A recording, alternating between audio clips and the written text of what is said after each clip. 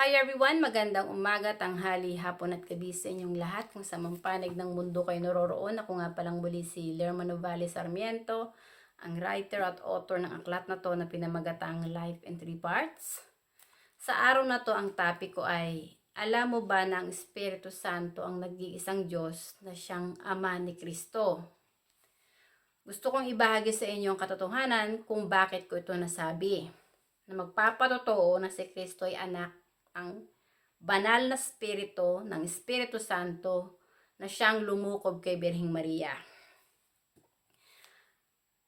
Bago pa man isilang si Kristo dito sa mundo, sinugo ng banal na spirito ang kanyang anghel na si Gabriel na pumunta kay Birheng Maria para sabihin yung mensahe ng Diyos. Na si Birheng Maria nga ang babae na pinili dito sa mundo na siyang magsisilang kay Kristo sa katawan niya. Si Maria hindi makapaniwala kasi nga berhen siya sa sarili niya dahil alam niya sa sarili niya na malinis siyang babae at hindi siya nakipag-isang katawan sa lalaki kahit pa sabihin na siya ay kasintahan niya si Joseph, si Jose na nagmula sa angkan ni David at angkan ni Abraham. Sinabi ng anghel kay Birheng Maria na darating ang Espiritu Santo at lulukob nga kay Birheng Maria at magsisilang si Birheng Maria ng batang lalaki na papangalan ng Jesus. Sinabi ni Maria na mangyari yung kagustuhan ng Panginoon na maganap yon. So si Birheng Maria nagbuntis nga siya at isinilang sa katawan niya si Kristo. Honestly, yung katawan ni Birheng Maria ay templo yun ng Espiritu Santo. So si Maria hindi nabubuhay para sa sarili lang niya. Ang nagbibigay ng buhay kay Birheng Maria ay ang Espiritu Santo rin na nananahan sa katawan niya. Dahil sinabi ni Kristo na templo ng Espiritu Santo ang katawan ng tao at tayong mga tao hindi nabubuhay para sa sarili lang natin o dahil sa tinapay lamang umang pagkain na kinakain natin. Si Kristo ay ang Mesiya ng Espiritu Santo na siyang sinugo ng Espiritu Santo para ipakilala ni Kristo ng Espiritu Santo lang ang nag-iisang Diyos na amang espiritual na may gawa ng katawan at kaluluwa ng bawat tao. Kung kaya sinabi ni Kristo na templo ng Espiritu Santo ang katawan ng tao at ang tao hindi nabubuhay para sa sarili lamang o dahil sa tinapay lamang. Ang katawan ni Kristo ay templo rin ng Espiritu Santo. Ang karunungan at mga salita at aral ni Kristo ay hindi nagmula kay Kristo kundi sa Espiritu Santo na nananahan sa katawan ni Kristo. Babasahin ko sa inyo yung talata na nasasaad sa Biblia na magpapatotoo na yung mga aral ni Kristo ay hindi nanggaling sa Kanya kundi sa amang espiritual na nasa Kanya na parating niyang kasama. Nasasaad sa Juan, Kabanata 14, versikulo 7 hanggang 10. Si Kristo nagsasalita rito. Sinabi ni Kristo, kung kilalanin niyo ako, kilala niyo na rin ang aking Ama. At ngayon nga ay nakilala at nakita niyo na siya. Sinabi ni Felipe sa kanya, Panginoon, ipakita niyo po sa amin ang Ama at sapat na iyon sa amin. Sumagot si Jesus, Felipe, ang tagal na nating magkasama, hindi mo pa rin ba ako kilala? Ang nakakita sa akin, nakakita na rin sa Ama. Paano mo nasabing ipakita sa inyo ang Ama? Hindi ka ba naniniwala na ako ay nasa Ama at ang Ama ay nasa akin? Ang mga salitang sinasabi ko sa inyo ay hindi nanggaling sa akin, kundi sa Amang nasa akin. Siya ang gumagawa ng mga bagay na ginagawa ko. Gusto kong ibahagi sa inyong katotohanan na kaya si Kristo nagsasalita patungkol sa Espiritu Santo dahil yung katawan ni Kristo ay sagradong tahanan ng Espiritu Santo. Ang karunungan at kaalaman ni Kristo ay nagmula sa Espiritu Santo na nananahan sa katawan ni Kristo. Ang Espiritu Santo na lumukob kay Birheng Maria at ang Espiritu Santo na nananahan sa katawan ni Kristo ay ang totoong Ama ni Kristo na siyang nag-iisang Diyos na may gawa ng katawan at kaluluwa nating mga tao. Dahil templo ng Espiritu Santo ang katawan nating mga tao. Ang katawan ni Birheng Maria, templo ng Espiritu Santo. Ang katawan ni Kristo, templo ng Espiritu Santo. Ang katawan ko, templo ng Espiritu Santo. Ang katawan ng bawat tao dito sa mundo, templo ng Espiritu Santo. Ang Espiritu Santo ang nag-iisang Espiritu at Diyos na hindi nakikita ng mata, ang amang espiritual na hindi namamatay, na siyang nagbibigay ng buhay. Hindi mo siya makikita ng mata. Pero, kung maniniwala ka kay Kristo at makikilala mo kung sino si Kristo, makikilala mo ng Espiritu Santo na lumukob kay Birheng Maria, nananahan sa katawan ni Birheng Maria, at nananahan sa katawan ni Kristo ay ang totoong ama ni Kristo na nagsugo kay Kristo. Kung kaya si Kristo ay nagsasalita patungkol sa Espiritu Santo. Bilang isang tinawag ng Espiritu Santo na maging tagapagsalita niya, na sumunod sa yapak ni Kristo na ipakilala na siya lang yung nag-iisang Espiritu at amang espiritual at Diyos na may gawa ng katawan nating mga tao, gusto kong ibahagi sa inyo na hindi si Kristo ang babalik sa ating mundo para bawiin yung buhay na pinahiram sa atin at siya ring maghukom, kundi ang ama ni Kristo na parating kasama ni Kristo. Sinabi ni Kristo na siya at ang ama ay isa. Dahil nga, ang katawan ni Kristo ay templo ng Espiritu Santo. Ang kaluluwa ni Kristo nananahan sa kanyang katawan at ang Espiritu Santo ay nananahan din sa katawan ni Kristo. Kaya si Kristo at ang Ama ay parating magkasama. Kaya sinabi ni Kristo na yung mga salita na sinasabi niya at yung mga aral niya hindi nanggaling sa kanya, kundi na galing yun sa Ama na nasa kanya. Na ang Ama niya, yung Espiritu Santo na nasa katawan niya, ang siyang gumagawa ng mga ginagawa ni Kristo. Honestly, nung si Kristo ay nandito sa lupa, si Kristo ay nagpagaling ng may sakit, binigyan niya ng paningin yung taong bulag, yung taong patay binuhay niya. Honestly, dahil si Kristo bugtong na anak ng Espiritu Santo na sa katawan ni Kristo, ang Espiritu Santo na siyang kanyang amang espiritual, yung katawan ng mga taong bulag at saka may sakit, yung mga lumpo, yung katawan ng taong namatay na, templo lahat yun ng Espiritu Santo. Ang Espiritu Santo ang nagbibigay ng buhay sa tao. So, nung si Kristo ay nagpapagaling, hindi mismo si Kristo ang nagpagaling, kundi yung Ama ni Kristo, ang Espiritu Santo. Dahil ang Espiritu Santo lang ang nag-iisang Espiritu at amang espiritual na siyang Diyos na may gawa ng katawan at kaluluwa nating mga tao. Dahil sagradong tahanan ng Espiritu Santo ang ating katawan. Kung kaya sinabi ni Kristo na templo ng Espiritu Santo ang katawan ng tao at tayong mga tao hindi nabubuhay para sa ating sarili lang. Kung kaya rin sinabi ni Kristo ng kasalanan na walang kapatawaran ay kapag nilapastangan ng Espiritu Santo. Honestly, ang naging misyon ni Kristo ay sundin ang kautusan ng Espiritu Santo na ipakilala ni Kristo ng Espiritu Santo lang ang nag-iisang Diyos na buhay, na amang espiritual, na nananahan sa katawan nating mga tao ang nagbibigay ng buhay sa ating mga tao. Kung kaya tayo ay nabubuhay at umiiral dito sa mundo. Honestly, bago pa man tayo isilang dito sa mundo, alam ng Espiritu Santo kung sino tayo. Kasi siya yung lumikha eh. Ang Espiritu Santo ang siyang bumuo sa sinapupunan ng ating ina. Kung kaya tayo ay nabuhay at umiral dito sa mundo. Ganon din si Kristo kung paano siya ipinanganak dito sa mundo. Ang Espiritu Santo rin ang bumuo kay Kristo sa sinapupunan ni Birheng Maria. Kaya si Kristo ay pinanganak dito sa mundo. Pero si Kristo, ang ama niya ay ang Espiritu Santo. Tayong mga tao, bago pa man isilang ang isang bata sa napupunan ng kanyang ina, kailangan muna na ang lalaki at babae mag-isang katawan. Si Kristo hindi. Bago si Kristo isinilang dito sa mundo, sinugo ng Espiritu Santo ang kanyang anghel na si Gabriel na sabihin kay Birheng Maria na si Birheng Maria nga ay siyang pinili ng Espiritu Santo na siyang magsisilang ng batang lalaki na papangalanan niyang Jesus.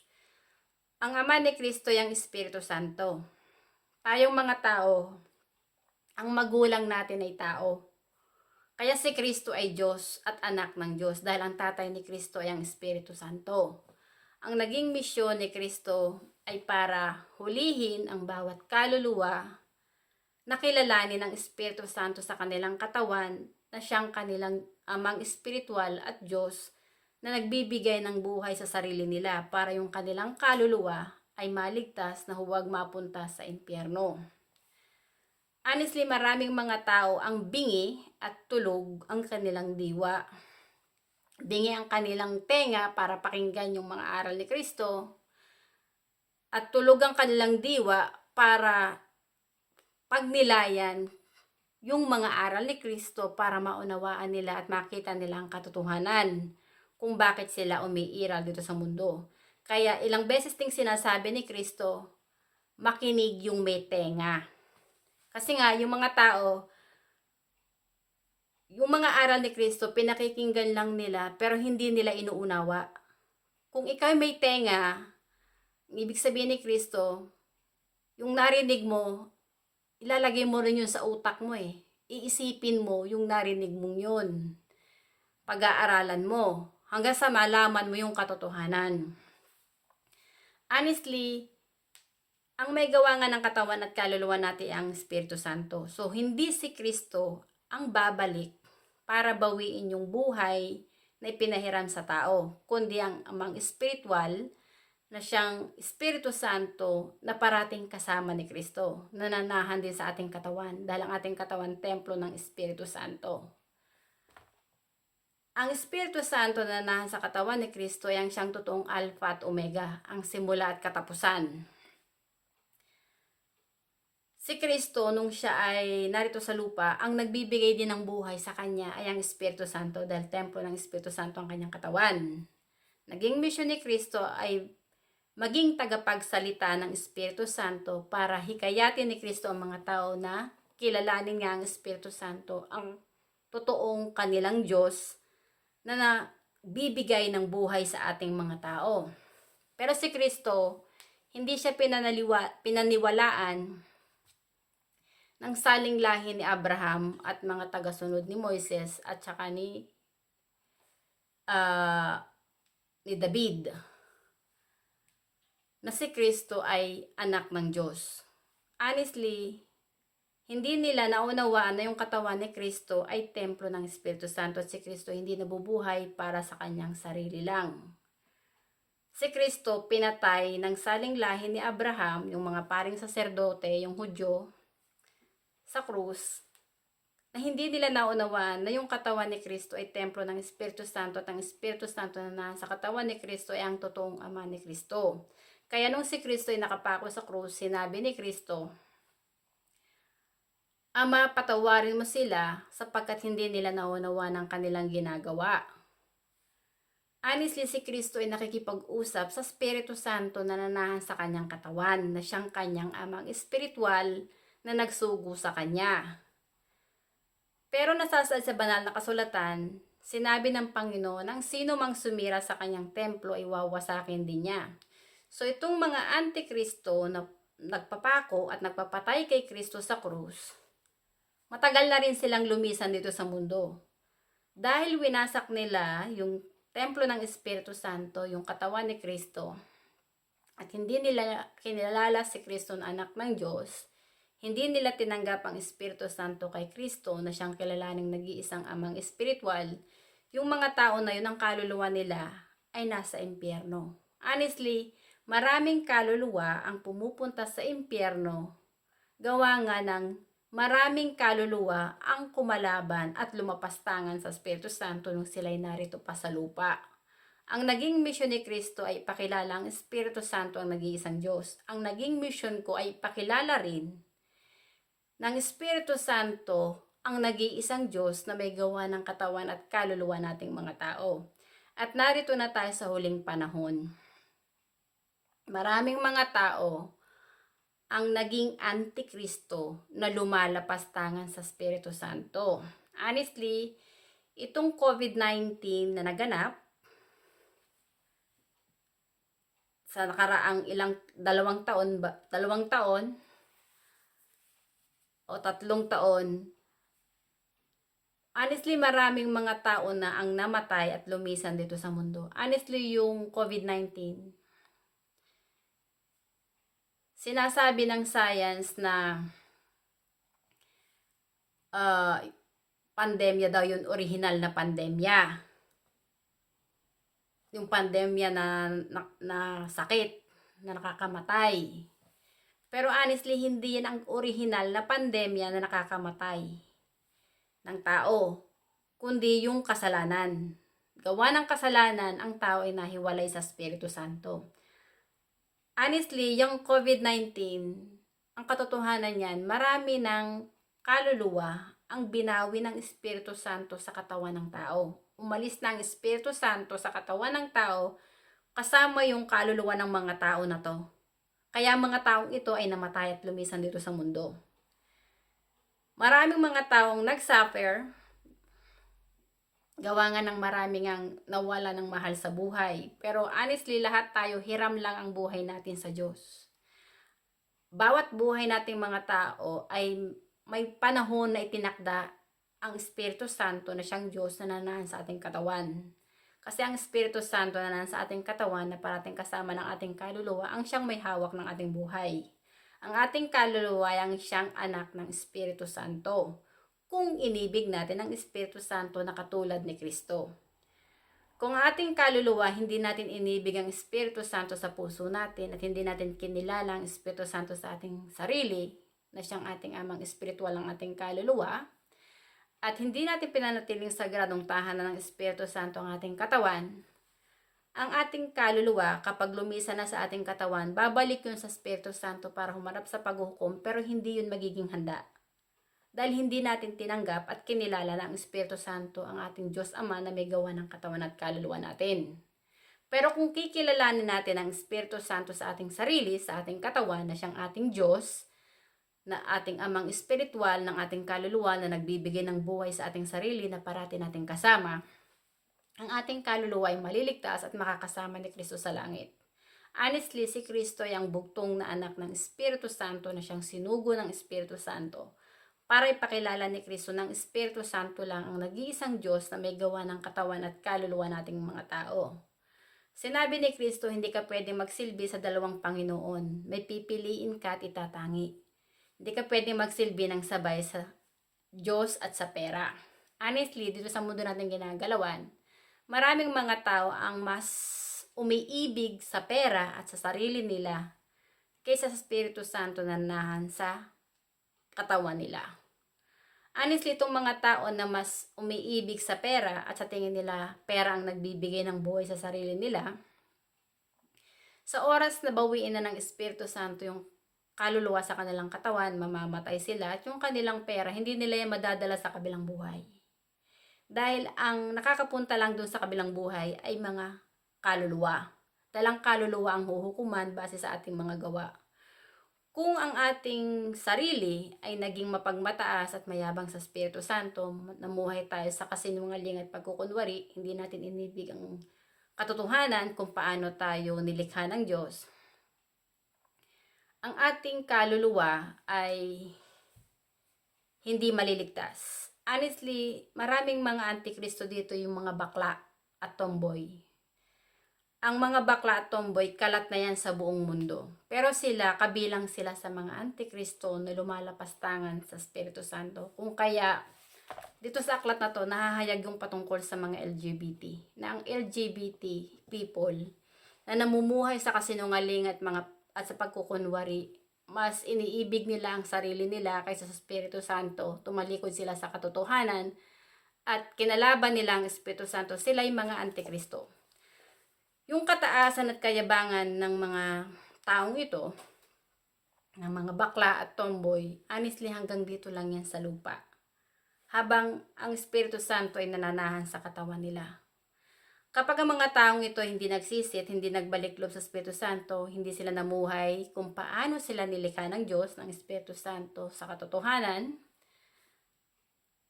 ang mga tao na to, kapag bumalik na ang kanilang kaluluwa sa Espiritu para humarap sa paghukom, honestly, wala silang puwang sa langit.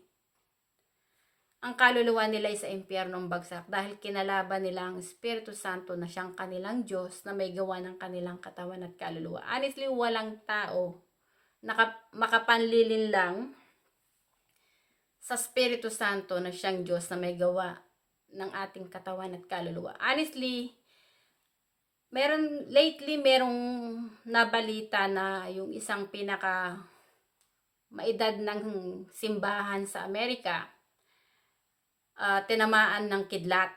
Pero yung mga tao doon nga, yung mga nagdidiwang doon daw ay mga bakla. Iyon, babalayo ng Espiritu Santo. Na ang mga tao, kapag hindi nagsisi at nagbalik loob sa Kanya, wawasakin din ng Espiritu Santo ang sarili nila. Kung kaya yung Sodom at Gomorrah, gawa yan, kung kaya yan nasira at winasak ng Diyos, ay gawa ng mga bakla na kinakalaban ng Espiritu Santo. Ang mga bakla at tomboy, hindi nila sinuseryoso yung mga aral ni Kristo na templo ng Espiritu Santo yung kanilang katawan. At hindi sila nabubuhay para sa sarili lang nila.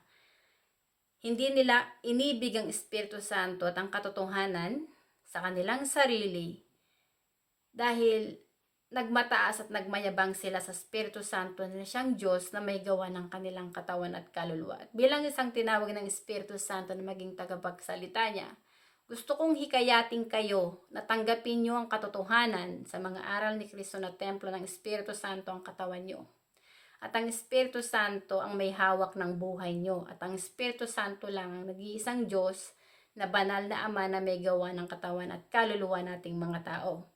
Dahil bawat kaluluwa ng bawat tao ay templo ng Espiritu Santo.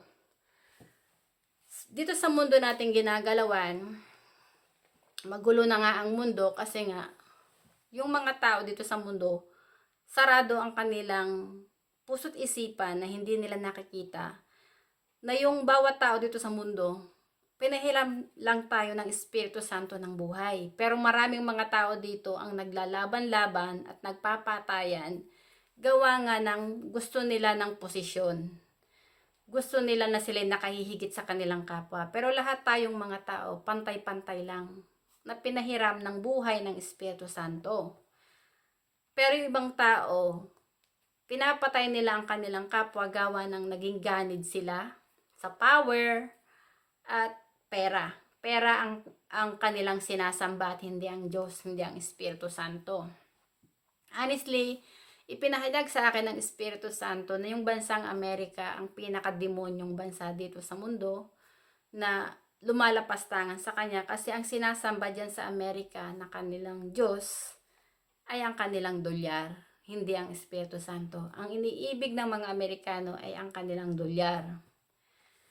Kung kaya, sa huling panahon, itong panahon na to, ang Amerika din ang naghahasik ng kaguluhan na magkaroon ng gera dito sa mundo. Honestly, ang nanghikayat dyan sa Russia, sa Ukraine para kalabanin si Putin ay ang Amerika. Itong Amerika, layunin niya na gawing bait yung bansa na gusto niyang palabanin doon sa bansa na hindi niya gusto. Kaya itong si Zelensky, yung bansang Ukraine, naging puppet lang ng Amerika. Ang nangyari, gawa ng sinunod niya, ang Amerika, yung kanyang bansa, yung Ukraine, ay nawasak lang gawa ng gera. Ang Amerika, ang nanghihikayat din sa ating Pangulo na kalabanin ang China. Honestly, ang Amerika ang pinakademonyong bansa na naghasik ng kaguluhan dito sa mundo. Simula pa man ng una. Kasi ang Amerika, kung magbabalik tanaw kayo sa kasaysayan, marami ang bansa na sinakop at inalipin at sila yung nagpo-promote ng gera dito sa mundo. Nung nagkaroon ng gera ngayon dito sa Israel, ang Amerika ang sumusuporta sa Israel para kalabanin ang mga Palestinese. Pero ang Panginoon, ang Espiritu Santo nga ang may gawa ng katawan at kaluluwa nating mga tao. So ang Panginoon, ang Espiritu Santo ang may control. Narito na tayo sa huling panahon. Honestly, darating ang panahon, ang Amerika ang lulupigin ng Espiritu Santo na bansa. Kasi ang Amerika ang nanlilinlang sa mga bawat nasyon para kalabanin yung mga bansa na hindi niya gusto. Hinikayat ng Amerika ang mga taga-Europe para pagkaisahan na kalabanin si Putin. Pero sa paglipas ng panahon, yung gera na to, hindi natalo ng mga taga-Europe at saka ng Amerika si Putin. Nananatili pa rin si Putin sa kanyang paa na maging pinuno sa kanyang bansa. Honestly, kapag ang puso mo'y namumuhay ka na may pagpapahalaga sa kaluluwa ng iyong kapwa, poprotektahan mo ang iyong mga tao sa iyong bansa na huwag maalipin ng sino mang lahi. Tulad nitong Amerika, kasi ang gusto ng Amerika, kasi maraming yaman din ang lupa ng Russia Nandiyan yung mga produkto ng langis. Ang Amerika, magnanakaw kasi yan Sinasakop niya yung ibang bansa para nakawin yung yaman. Honestly, ang Amerika ang nagpapatay kina Gaddafi at kina Saddam Hussein. Ang Amerika din ang nagtalsik kay dating late President Ferdinand Marcos sa pagkapangulo. Ang Amerika rin ang gustong hikayatin dati si Tatay Digong na kalabanin ang China. Pero dahil si Tatay Digong ay madiplomasya na tao, may self-control, iniingatan niya ang kaluluwa ng kanyang kapwa, kaya hindi niya itataya ang buhay ng kanyang kapwa para sumunod sa Amerika. Pero yung Pangulo natin ngayon, medyo utu-utu yan Yung si Ferdinand Marcos, yung anak ni dating late President Ferdinand Marcos. Kasi dating late President Ferdinand Marcos, yung tatay ni Bongbong, hindi yan nagpapadikta sa Amerikano. Pero yung si Bongbong, kulang kasi ng common sense, hindi meron magbasa ng utak.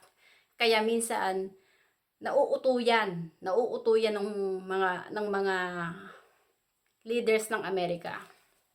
Honestly, narito na tayo sa huling panahon. Ang Amerika, ang feeling niya dito sa mundo, siya yung judge na dapat susunod ka lang sa Amerika.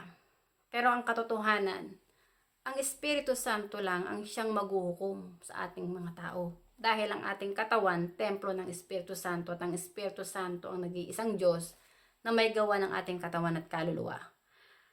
Kung kaya sinabi ni Kristo na yung merong talagang maghuhukom. Yung mga sumasalungat sa mga salita ni Kristo, yun yung maghuhukom. Dahil yung salita ni Kristo nagmula yun sa Espiritu Santo. Kapag sinalungat mo ang salita ni Kristo at kinalaban mo ang salita ni Kristo, kinakalaban mo ang Espiritu Santo na siyang nagsugo kay Kristo. Honestly, ipinagbabawal ng Diyos ang sumamba ka sa mga rebulto, santo-santo at Diyos-Diyosan. At nasasaad nga yun sa Levitico, Kabanata 26, versikulo 1. Huwag kayong gagawa ng mga Diyos-Diyosan o magtatayo ng mga inukit na rebulto o sagradong haligi o mga batong hinugisan upang sambahin sa inyong lupain. Ako si Yahweh ang Diyos ninyo. Tulad ng sinabi ko at tulad ng sinabi ni Kristo, templo ng Espiritu Santo ang ating katawan. Tayong mga tayo hindi nabubuhay para sa sarili lang natin. Gusto kong ibahagi sa inyo na ang Espiritu Santo lang ang nag-iisang Espiritong banal at amang espiritual at Diyos na may gawa ng katawan at kaluluwa nating mga tao. Ang siyang dapat nating sambahin, purihin at ibigin ng higit sa lahat sapagkat siya yung nagbibigay ng buhay sa atin, hindi yung mga rebulto, santo-santuan at Diyos-Diyosan. Nasasaad dito sa Exodus, Kabanata 20, versikulo 3. Huwag kang sasamba sa ibang Diyos maliban sa akin. Honestly, ang Ang sinasabi dito ng Panginoon, wag mong jojosin yung sinungaling. Kasi yung si Satanas, sinungaling yan eh. Espiritu din kasi si Satanas. Na dating anghel ng Espiritu Santo na naging mapagmataas at mayabang sa Espiritu Santo na naging demonyo para kalabanin ng Espiritu Santo. So sinabi ni Kristo na mag-iingat sa mga bulaang propeta sapagkat marami nga ang mga bulaang propeta ang magsusulputan sa huling panahon, which is maraming relihiyon nagkalat dito sa mundo at maraming mga bulaang propeta, pero yung ating mundo wasak pa rin at lalong gumulo kasi bawat mga leaders at ministers dyan sa kanilang relihiyon, nagpapagalingan sila, naglalaban-laban at hindi sila nagkakaisa para tanggapin ang katotohanan na si Kristo lang ang daan, buhay, liwanag at katotohanan para magkaroon tayong muli ng komunikasyon sa totoong nag-iisang amang espiritual at Diyos na may gawa ng ating katawan at kaluluwa na siyang nagbibigay ng buhay sa atin. Honestly, bilang isang tinawag ng Espiritu Santo na maging tagapagsalita niya, ito yung mission ko. Ang ibahagi ko sa inyong katotohanan na ang Espiritu Santo lang ang nag-iisang Diyos, amang espiritual na may gawa ng katawan at kaluluwa nating mga tao, ay ang siyang babalik para bawiin yung buhay na pinahiram sa atin at tayong mga tayo mamamatay. At ang Espiritu Santo rin ang maghuhukom sa ating kaluluwa. Alam ng Espiritu Santo ang bawat niloloob at puso ng bawat tao. Alam ng Espiritu Santo ang mga ginagawa ng bawat tao. Ang Espiritu Santo ang gumigising sa atin sa araw-araw. Siya yung nagbibigay ng buhay, pero maraming mga tao ang hindi nila ito nauunawa at nakikita. Dahil hindi nila tinanggap ang Espiritu Santo kay Kristo. Hindi nila naunawaan na ang totoong ama ni Kristo ay ang Espiritu Santo, kung kaya si Kristo ay nagsasalita patungkol sa Espiritu Santo. Honestly, kapag ang tao ay nagsisi, nagbalik loob sa Espiritu Santo at tumalikod sila sa paggawa ng masama, yung kasalanan malulupig yan. Kasi ang kasalanan kamatayan eh. Ngayon, kapag nalupig na yung kasalanan at ang mga tao nagbalik loob sa Espiritu Santo, hindi na ang mga tao magiging mapagmataas at mayabang sa kanilang kapwa dahil alam nila na pare-parehas lang sila na hiram ang buhay sa Espiritu Santo at ang Espiritu Santo lang ang nag-iisang Diyos na amang espiritual na may gawa ng kanilang katawan at kaluluwa. Alam nila na ang buhay nila dito sa mundo ang may hawak ay ang Espiritu Santo. So hindi sila matatakot mamatay dahil alam nila na yung kanilang buhay, ang Espiritu Santo ang may hawak. Pero kung ikaw ay inibig mo ay ang pera, namuhay ka sa kasinungaling at pagkukunwari tulad ng mga bakla, honestly, ang inyong kaluluwa, hindi yan kikilalanin ng Espiritu Santo na anak niya. Bagkus, sasabihin sa inyo ng Espiritu Santo na lumayo kayo sa akin, talagang hindi ko kayo nakikilala. Dahil ngayong kanilang kaluluwa ay naging anak ng demonyong si Satanas na lumalapastangan sa Espiritu Santo. Kaya, hinihikayat ko ang bawat tao na tanggapin niyo ang katotohanan sa mga aral ni Kristo na templo ng Espiritu Santo. At kilalanin niyo sa puso niyo ng Espiritu Santo ang inyong amang espiritual at nag-iisang Diyos dito sa mundo na may gawa ng katawan at kaluluwa nating mga tao na hindi natin nakikita ng mata. Honestly, ang Espiritu Santo, hindi yan namamatay. Forever ang presensya ng Espiritu Santo. Nananahan yan sa katawan ng tao. Dahil ang katawan ng tao nagbibigay ng buhay. Pero ang life cycle ng buhay ng tao dito, paikot lang. Ipapanganak ka, dadaan ka sa kabataan, tatanda ka, then mamamatay. Or minsan, nasa sinapupunan ka pa ng iyong ina, binawi na ng Espiritu Santo yung buhay na yon. Kung kaya hindi na siya isinilang na buhay dito sa mundo. O minsan, namatay ka gawa ng aksidente. Iba-iba yung magiging sitwasyon kung papaano babawin ng Espiritu Santo yung buhay na pinahiram sa atin Mamamatay ka sa sakit, maaksidente ka, o pinatay ka. Kung pinatay ka, dahil may galit sa'yo yung tao na yon, una sa lahat, hindi mo kagustuhang mamatay, pinatay ka ng tao na may masamang intention sa'yo dahil ang puso niya ay sa demonyo. Honestly, yung taong pumatay na yun sa'yo, lalo totoo ka at mabuti ka na sumusunod ka sa Diyos Ama, sa Espiritu Santo, katulad ni Kristo, pinatay si Kristo. Si Kristo ang kaluluwa niya nasa langit. Pero yung taong pumatay kay Kristo, ang kanilang kaluluwa nasa impyerno. Dahil ang winalanghiya nila ay hindi mismong una si Kristo o ikaw, kundi yung Espiritu Santo na nanahan sa katawan mo. Yung Diyos Ama na nagbibigay ng buhay sa iyo. Honestly, narito na tayo sa huling panahon. Ang Espiritu Santo lang na nanahan sa ating katawan na mga tao ang totoong nag-iisang Diyos at amang espiritual na siyang nagsugo kay Kristo. Si Kristo ay bugtong na anak ng Espiritu Santo. At sa mga taong hindi nag-iisip, hindi nila tinatanggap ang katotohanan sa mga aral ni Kristo, honestly, kaawa-awa kayo sa oras na lumisan na kayo dito sa mundo at ang kaluluwa nyo ay humarap na sa Espiritu Santo sa araw ng paghukom. Dahil ang kaluluwa nyo ay walang puwang sa langit. At magsasaper kayo doon sa impyerno kasama ng demonyong si Satanas na nanglinlang sa inyo para kalabanin nyo ang Espiritu Santo. Honestly, ang mga taong kumakalaban sa Espiritu Santo ay mga hangal. Dahil hindi nila nauunawaan ng Espiritu Santo ang kanilang Diyos na nagbibigay ng buhay sa sarili nila. Hinihikayat ko ang mga tao na mag-repent na kayo. Tanggapin nyo ang katotohanan sa sarili nyo na templo ng Espiritu Santo ang inyong katawan at ang Espiritu Santo ang may gawa ng inyong katawan at kaluluwa ay ang siyang totoong nag-iisang Diyos na siya ring maghuhukom sa inyong kaluluwa. Bago nyo pa marating ang huling hantungan ng inyong kaluluwa kung saan pupunta. Ang Espiritu Santo ang siyang maghihiwalay sa kanyang tupa at doon sa mga kambing na hindi niya tupa. Maraming salamat sa inyong pakikinig at hanggang sa muli. Bye! Thank you!